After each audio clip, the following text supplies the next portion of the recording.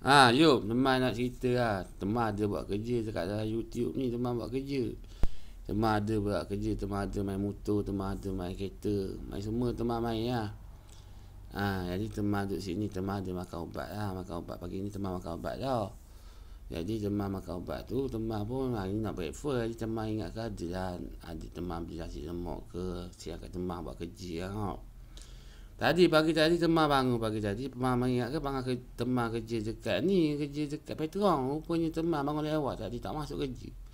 Tak ingat dia kata ada lah budak Petron tu. Teman tak kenal tapi teman biasa dah orang budak Petron tu.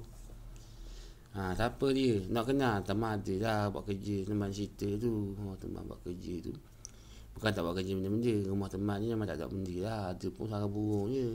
Tak ada benda tau. Ni nama nak cari ni. Kata nak nak beli benda. Nak beli nano stick. Nano stick teman ada jual. Tapi teman punya hak molek lah. Bukan hak biasa punya hak molek punya. Kalau